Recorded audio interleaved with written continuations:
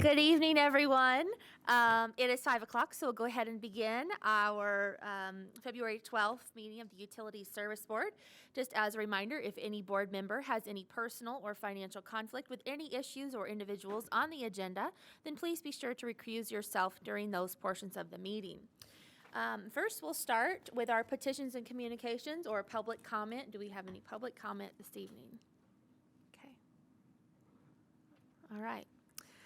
Next, we have approval of the minutes. We have two meetings to approve. First, January 29th, 2024, the regular meeting.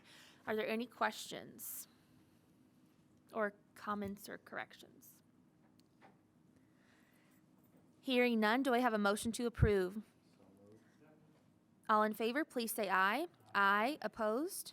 Motion carries. Next, we have approval of the January 31st bid opening meeting minutes. Are there any questions, changes, additions?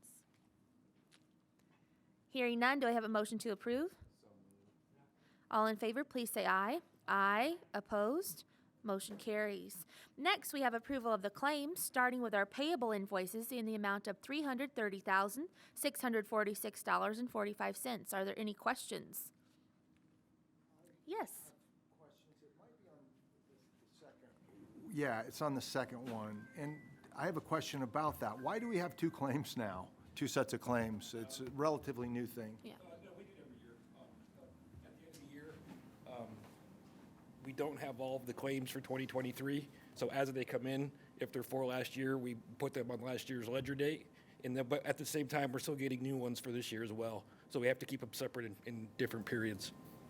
Oh, I do recall that. Yeah. Oh, I see, yes, the date's payable. Oh, it says 12/30/24. That's what threw me. That should be 23. Yeah. Okay. Sorry about that. Yeah. That's okay. Yeah. I understand now. Thank you. Are there any other questions? Hearing none, do we have a motion to approve the payable invoices? All in favor, please say aye. Aye. Opposed?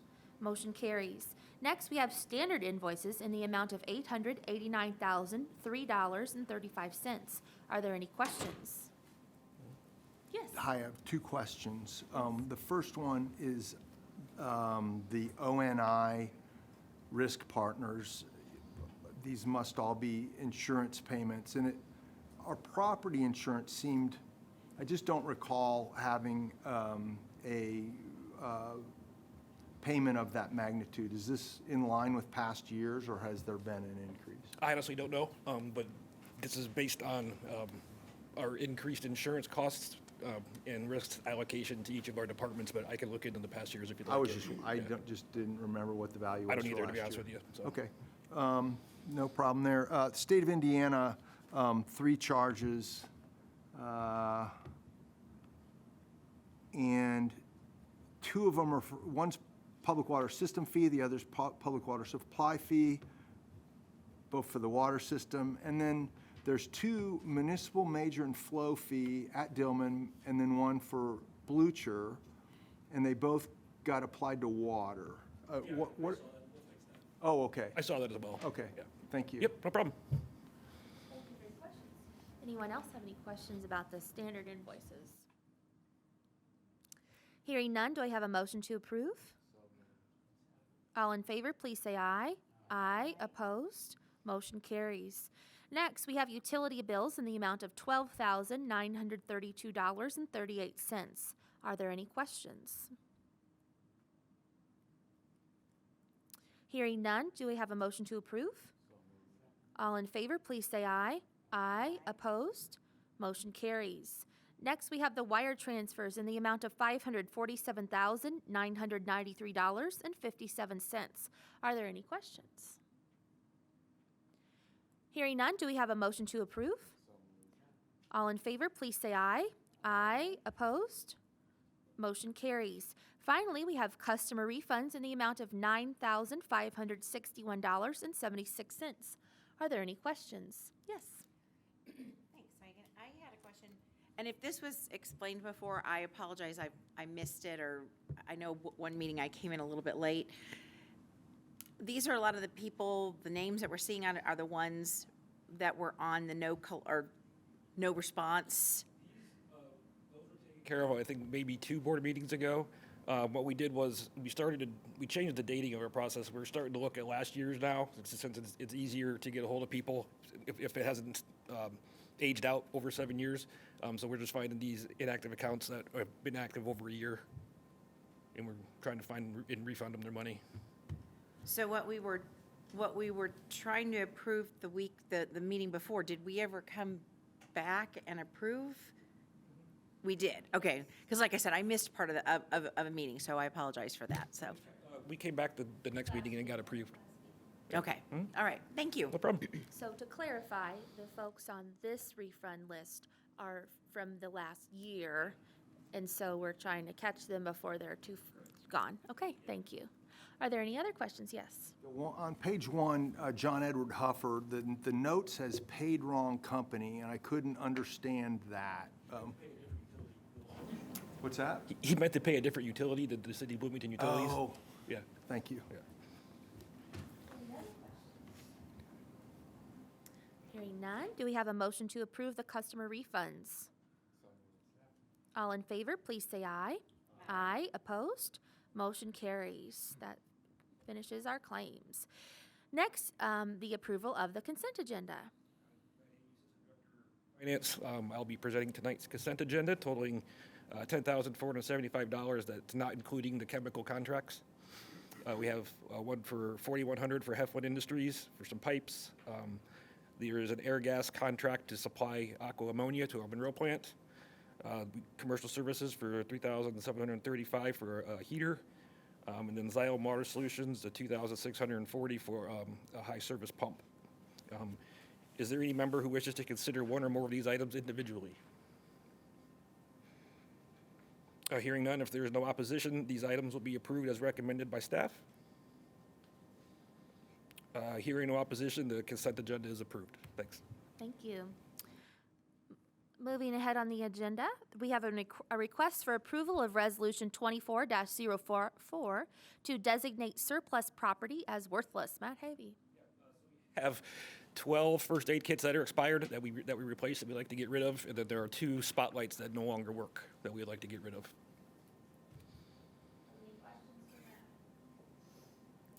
Hearing none, do we have a motion to approve Resolution 24-04? All in favor, please say aye. Aye. Opposed? Motion carries. Thank you. Thanks. Next, we have a request for approval for Wessler Engineering to provide an asset management capital improvement plan for the Monroe Water Treatment Plant. Dan Hudson. For the record, I'm Dan Hudson, the Capital Projects Manager for the City of Bloomington. I'd like the board to consider Wessler study to do an asset management improvement plan and a capital improvement plan for the Monroe Water Treatment Plant for $232,000. The project will basically rank all of the major pieces of equipment by risk of failure and potential of failure for each one and give us a score. They will also develop a capital improvement plan for the major items that need repair, not in addition to the plant, but for repair of the plant. They're going to give us costs, construction costs, and the study will be used primarily for the upcoming rate study that's going to happen this year. I'm open for any questions on it. Dan, I don't know if you have this answer or not, but are we doing this with our other facilities as well, or is this something that we're going to be looking at for other facilities? We are going to be including that for the Blucher Pool study, and I would have liked to had it on this agenda, but it didn't quite make it, so we're going to put it on next agenda. But that's a little different. We're going to combine some design work with the study for the Blucher Pool. The Dillman plant is, we're moving forward. We know pretty much what we need to do on that. We're under the phase 2 design now. Okay. But I just want to comment that I think Yeah. this is a good idea that we do have this, for all of the plant, the various plants and their assets. It certainly will help with, planning for future capital expenditures and Yes. improvements. We all know that stuff will come up even though we don't calculate that it's going to go defunct. But to have this on record, I think is a great idea, and doing in advance of the rate case is very helpful. The other question I had is, what was the amount that you said? Was it 232,000? Yes, Okay. 232,000. Thank you. Those were my questions. Thank Okay. you. When did we do this one last? There was a long-term capital plan that was done by Black and Veatch in 2003. And I think it was updated again in about 2010. I'm not sure of that date, but I just read the 2003 report. So it needs to be done. And the last rate review, part of the complaint we got from the reviewers was that we didn't have backup material for the cost development. And they really do like to see a study report done by an outside firm. So we're really looking at a 10-year horizon, perhaps? Perhaps. Like I said, it doesn't do any increase of capacity or Right. change of type of treatment. It's Our just- taste and odor is outside of this report. So this just fixes all this stuff that we have now. Well, it Yeah. gives us an assessment about where Yeah. we are with our current capital equipment, right? Yes, right, Yeah, yeah, okay. Thanks. okay. So Dan, this company just does the assessing, they don't do any of the fixing? They are not contractors. They're designers and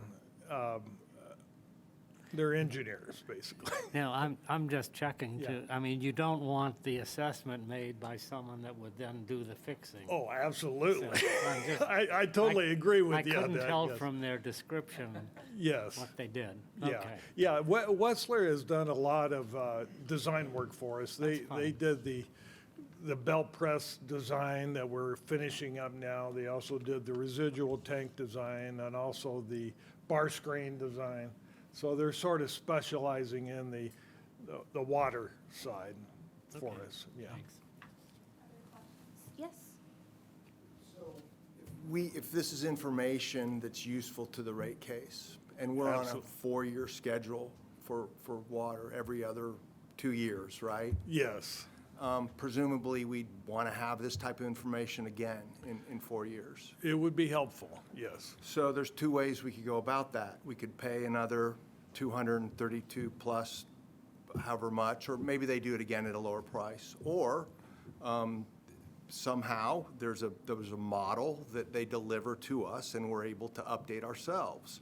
Presumably, we're paying this money now because it's beyond the scope of what our staff can do right now. Yes. Okay. Right. So I guess I'd be interested in the feasibility of, in 4 years, having staff do the update between now and 4 years, so we have that model in place. Now, maybe we contract with them to get updated costs or some other portion of it, but it seems like this type of planning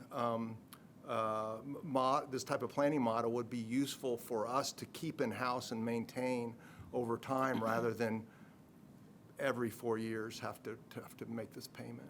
I totally agree with you, especially the asset management part of the study, where it looks at criticality and potential failure. As we upgrade equipment, that's going to change, and we can change the score ourselves in-house, and those scores can be kept in our current management system, our CityWorks that we're using, and so we can rank our equipment and change it ourselves. The cost will be entirely different. As new projects come up, it's difficult for us sometimes to get a reasonable cost. Is this a conversation you could have with staff about how we might preserve the value that we're putting into this report and update it so that 4 years from now, when we have this conversation, when I will not, either I'm not here or I won't remember that we had this conversation, that you'll say, oh yeah, and this time we're doing it this way. Yeah, I think the best way is to put it in a software asset management system, and we have that. I don't know if we have the module for that. I may have to look into it. Well, But that's what I'm wondering, I Yeah. mean, if we wait, then it's quickly out of date and it becomes an overwhelming thing, and 4 years, we're back in the same situation. yes, So and I'm just a dusty report on a So I'm just bookshelf asking somewhere. if we could, work with staff and have that discussion and see what our options are. Yeah, and it could be maybe once a year, spend a week and going through it and see if we can update it. Yeah. Just an idea. Thanks. Anything else? Other Good questions. Well, since you mentioned the taste and odor of the water, Yes. what is, I know this is not tied to this contract, but what are our plans here for that? Well, we were originally looking at combining that with this, but then we said, no, that's a big topic, and that needs to be studied and evaluated on its own. So we have looked at a couple of different routes for doing that, and right now we don't have a particular route to go. A lot of that is going to depend on our budget Sure. that we have, yeah. But that is something on the radar for this year to study, because we know this is a pattern now for the last 3 years. Yes. And so, and that's unfortunately, like, the customers all notice that, That's the big part of it, And but so, I would just hope to accelerate that if we can, and if we can't fit it into our budget, then what do we need to look at so that it does, since we spend a lot of money on a lot of other things. yeah. And Taste and odor is important, but actually what's more important is water. absolutely. Getting the water. Absolutely. But with our customers, they expect that it comes safe to their tap at home. Yep. And they expect that it tastes good and it doesn't stink. And Yes, so, I hate to see all the complaints, because I know how hard everyone works here. Yeah. And the staff doesn't deserve that. So we don't want to have that problem. Okay, So, all okay, right. thank you. All right, so back on to our item here. If there are no further questions, then do we have a motion to approve the Wessler Engineering to provide asset management capital improvement plan for the Monroe Water Treatment Plant? So moved. All in favor, please say aye. Aye. Opposed? Motion carries. Thank you. Next, we have a request for approval of Resolution 24-05 for bid acceptance and contract award for the State Road 45, Arlington Road to Stone Lake Drive water main relocation. Jane Fleeg. It's a mouthful, isn't it? Yes. Jane Fleeg for the record. You do have the resolution in your packet. We opened bids for this project on January 31st. We had 5 bids that were timely and responsive. We have reviewed them along with our consulting engineer, and the lowest responsible bidder is E&B Paving LLC for the base bid amount of $263,693. This bid also had 2 bid alternates for prices only for utilizing ductile iron pipe instead of PVC pipe, and because the prices were identical, we have chosen to reject the bid alternates and move forward only with the base bid. Again, that is in the amount of $263,693, and we would like to go ahead and begin contracting with E&B Paving and hopefully bring that back to the board next meeting. Thank you. Do we have any questions for Jane? Yes, Kirk. I'm not sure, Jane, are we going to use iron pipe or are we using PVC? We're going to use the PVC. Tell me about the difference in long-term, 20, 30 years, 50 years, 100 years? Again, the pipe types are supposed to have equivalent life times, life cycles. We have always used ductile iron pipe, and honestly, we've been having more and more issues with ductile iron than we should. We've certainly spoken to the ductile iron manufacturers. They say everything is fine, but we're finding that we're replacing ductile iron pipe that's been put in the 90s. 1990s, we're having failures on. So we have looked at other communities that have used PVC, and I know that our T&D department has been switching over to the PVC.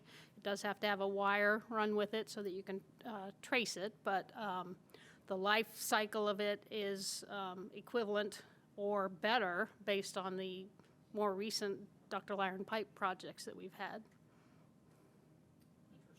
Mm-hmm. It's Okay. unfortunate. I mean, we've put a lot of money into ductile iron, and it's just not performing in the manner that it should. We're not the only community having that problem. Okay. Good, thank you.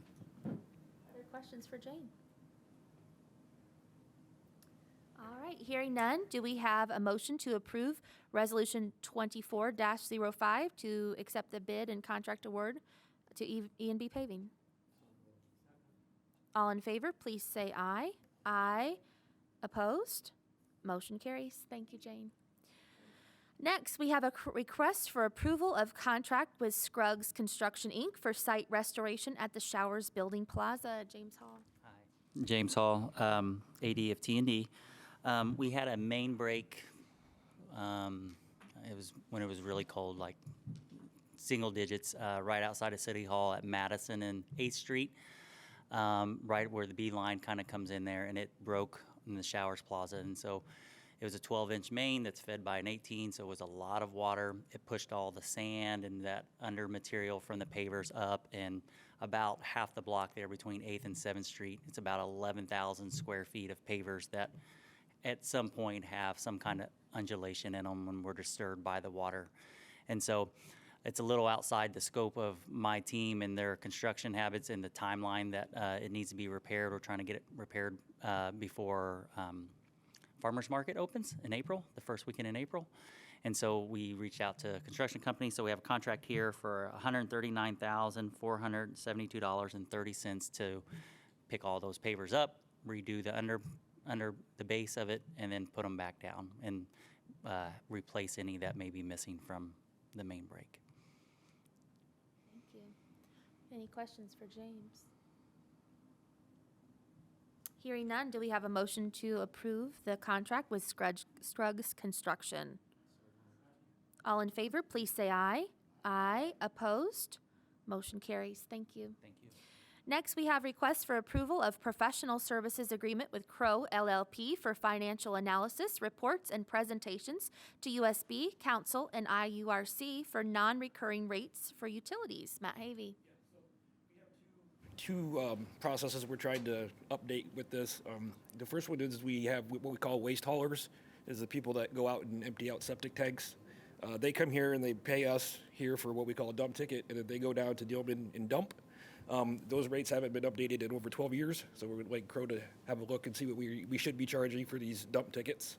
The second piece is we have what we've referred to as non-recurring charges. It's like if James's team goes out and does work for a citizen, and correct me if I'm misspeaking here on this too, James, but we would charge them in a hourly rate, and those rates haven't been updated since 2000. So we're just trying to get these fees up to 2024 rates. Thank you. Questions for Matt? Hearing none, do we have a motion to approve the professional services agreement with Crow LLP? All in favor, please say aye. Aye. Opposed? Motion carries. Next, we have, thank you. Next, we have a request for approval of professional services agreement with Crow. I'm sorry. I'm okay. With Crow LLP for financial analysis, reports, and presentations to USB, Council, and IURC for 2024 water rate adjustment case. Matt. So this is Crow doing our revenue requirements analysis for the rate case we're doing for our water utility this year. Amanda.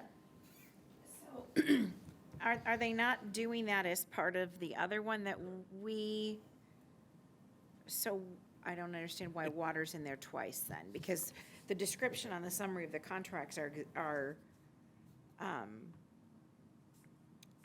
oh, this is for non-recurring rates, okay. Correct. And then this is water rate adjustment case. Going forward, yes. So they can't They include wanted two- that in there? They wanted Okay. two separate engagements. Okay, all right, thank you. No problem. Other questions? Hearing none, do we have a motion to approve the professional services agreement with Crow LLP for the 2024 water rate adjustment case? So moved. All in favor, please say aye. Aye. Opposed? Motion carries. Thank you. Next, we have requests for approval of First Amendment with Electric Plus, Inc. for heater installation and electrical installation at Blucher Pool wastewater plant. Hector Ortiz Sanchez. Thank you. Good afternoon, everyone. Hector Ortiz, Assistant Director, Operation. This is an amendment to, we are working on,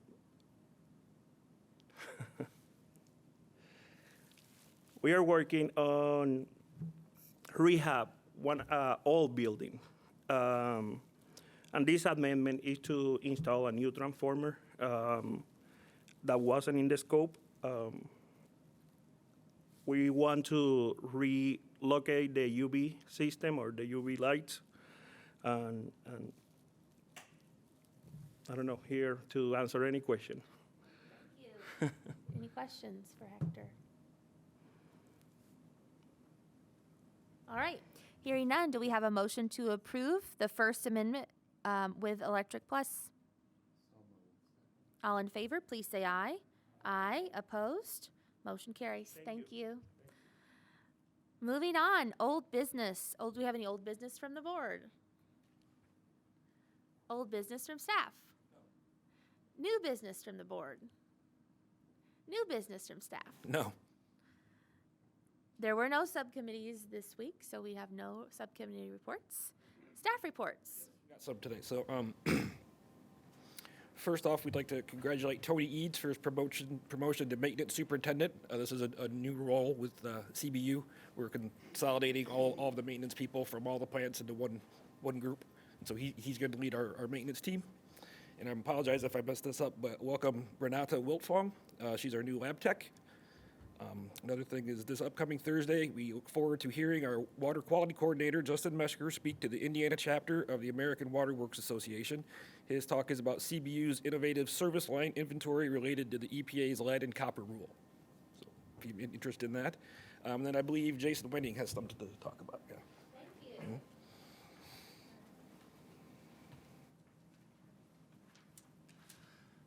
Good afternoon, I'm Jason Winning. I'm the pre-treatment coordinator, and I'm just here to give everyone a quick update on what we're doing with our wastewater monitoring program here. We started back in June of 2020 monitoring wastewater for SARS-CoV-2 virus, and we've continued that program since then, and since then we've expanded out a little bit. We're currently part of 3 different programs doing wastewater sampling. One's with a company called Verily, their program Wastewater Scan, which is in conjunction with Emory and Stanford. We're collecting for them from our Dillman plant 4 times a week. They've expanded from COVID to, we are up to 6 different diseases or viruses that they're looking for now. And we're reporting that to them 4 times a week. We're getting results back generally within a week on those. We're contributing to the State Department of Health. They have a sampling program as well that is in conjunction with the CDC News program, which has been the main repository for all these COVID samples since the program began. And their program is just COVID at this point.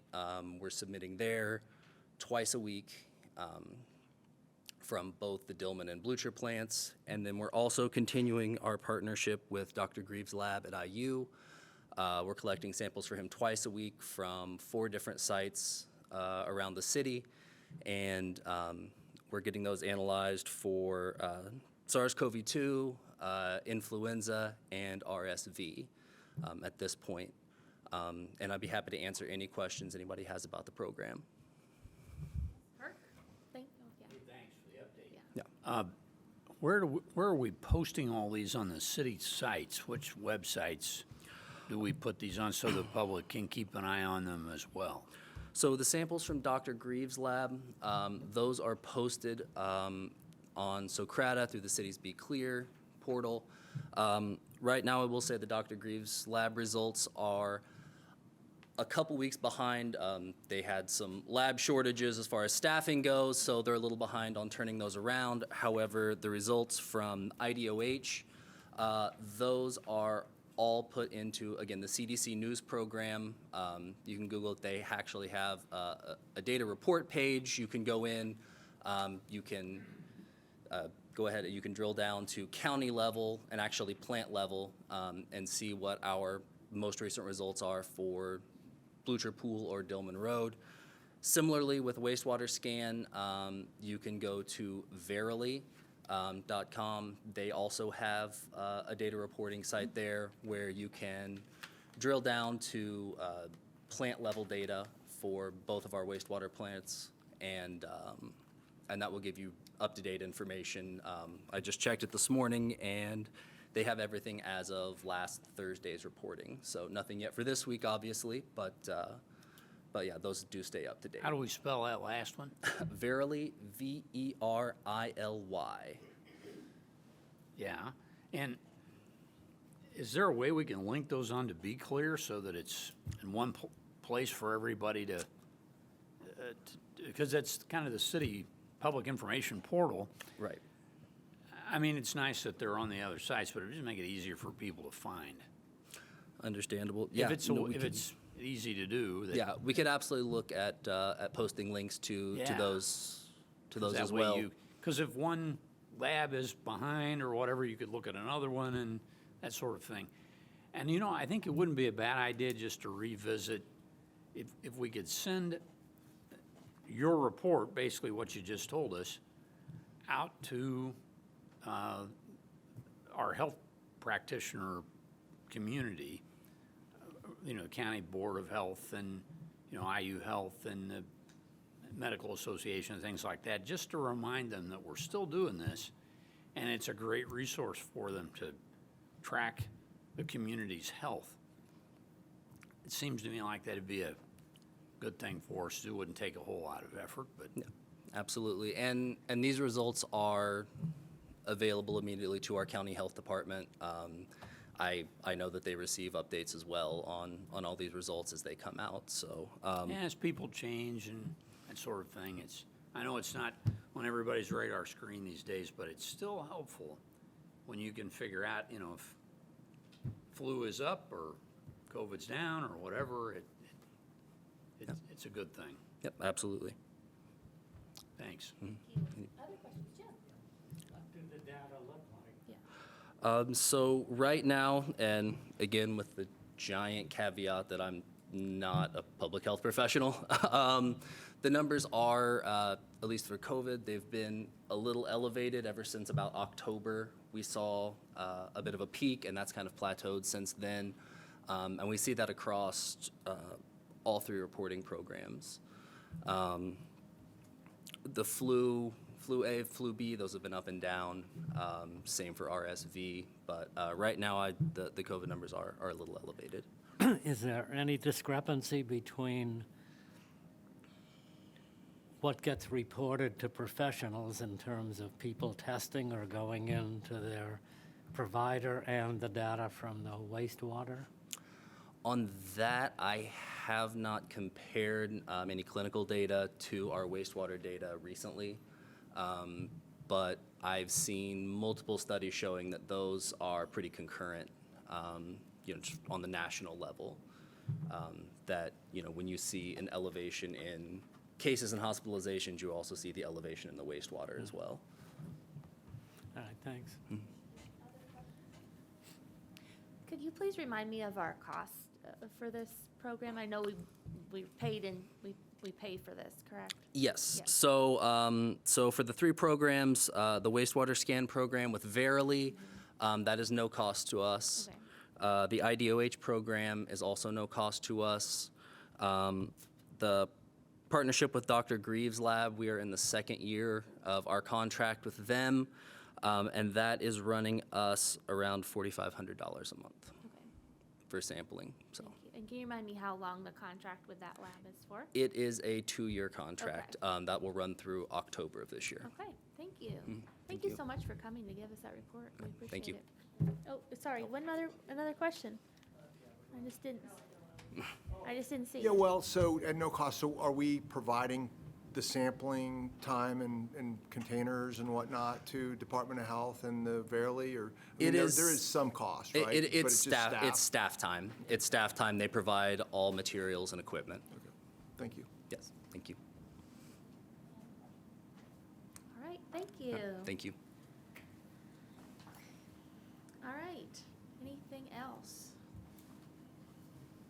Okay, do we have any Did you have something, Yeah. John? petitions and communications? Yes, public comments? Come on down.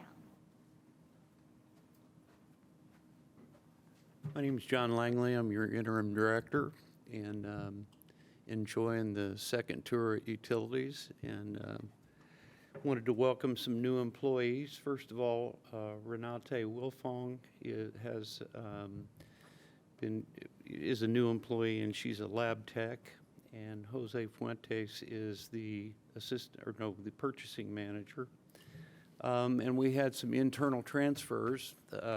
Most of these people I do know. Tony Eads went from the superintendent of T&D to the maintenance and ops superintendent. Ron Arthur, who used to be an MEO in T&D, has moved to Blucher Pool, also as an MEO. Noah Campbell is a utility was a utilities specialist too in T&D, and he is also now a heavy equipment operator. And then Braden Bonchek was a temporary purchasing specialist, and he is now a regular part-time specialist. And Bill Ramey, who was a temporary part-time laborer, has moved to full-time. So, thank you. Congratulations to all the people moved.